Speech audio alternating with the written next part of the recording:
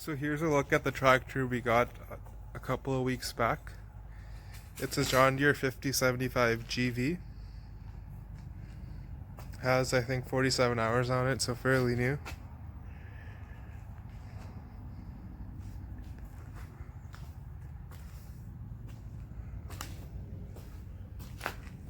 Here's the front. The cab is very narrow on this, I think 39 inches or 40 inches. And the rear tires we have right now, they're at, I think, 42 inches. So it's very narrow, which is what we need, so that's great.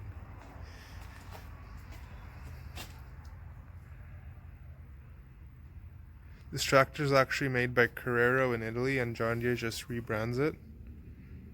Which is fine, I guess, because it's a really nice tractor. And here on the left we have our Kubota. This is a 2013 M8540n. You got the fat tires on this right now. So it's just extremely narrow. Like, let's compare it to the M8540 we have here. If we just look at the cab on the Kubota is much wider, right?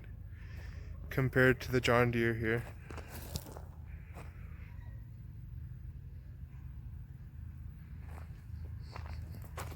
This is a Frontier mower that we beefed up and painted it this blue color.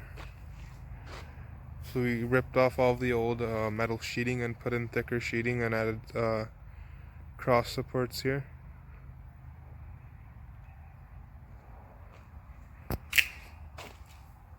I really like the 3-point hitch as well. The way the link ends are adjustable, it really makes hooking up easy. As well as the stabilizers on here.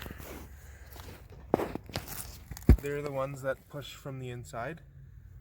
So you have these metal plates pushing the lower two links from the inside outwards. Not sure if you can see it here, but there are like two knobs down there that you spin.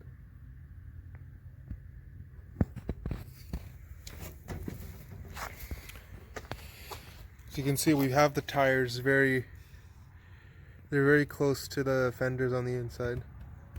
And we had to do that, get that done custom by someone aftermarket. Because John Deere won't allow it apparently, but yeah. So very close. The tires are very close to the body of the tractor.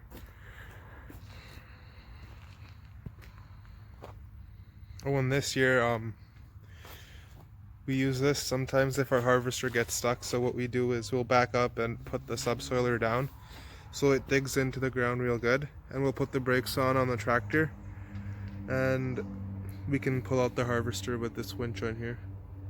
The winch is powerful enough. It's just sometimes if you don't have the subsoiler on there, it'll pull the tractor backwards, but when these sink into the ground, it's fine. It won't pull backwards because there's additional resistance. We have 480s on the Kubota here,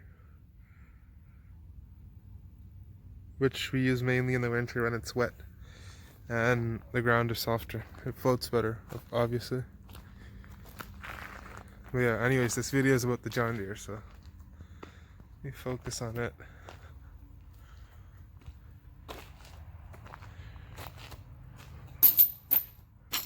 I like the top drawbar as well.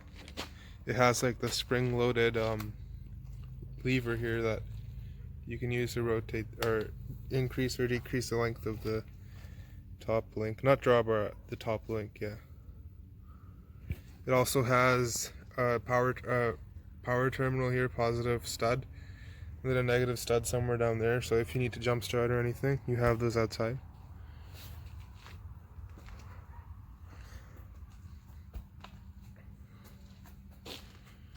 I'll give a look on the inside. It's actually very spacious inside once you get in, and it's much more comfortable than the Kubota, especially with this air ride seat that we have. So we opted for the electro-hydraulic PTO.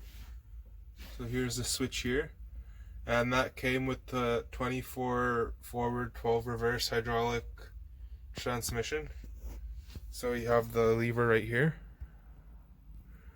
Well, what's great about this transmission is that the main 1, 2, 3, 4 gear lever comes with these 3 buttons here.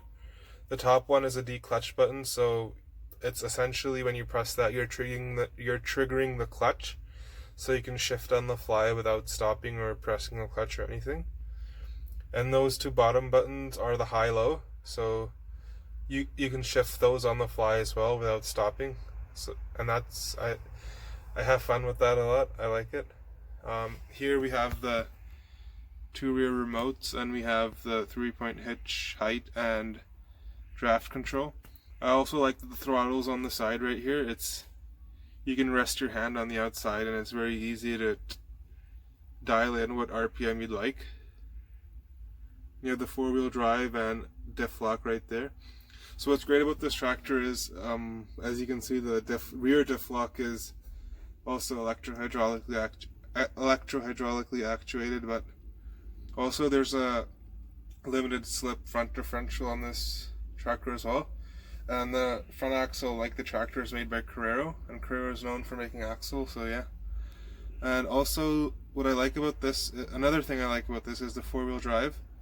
So when you press the brake slightly, the 4-wheel drive, or when you press the individual right or left brakes individually, it disengages the 4-wheel drive. So when you're exiting a row, even if you have 4-wheel drive on, if you tap the brakes slightly, if the brakes are separated, the left and right, then it'll disengage 4-wheel drive, and then you can turn tighter. So I have no problems turning with this tractor into the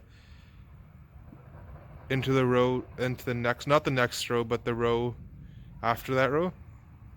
So skipping 1 row. And with the Kubota, I have to use the buy speed to do that, which is sort of uncomfortable.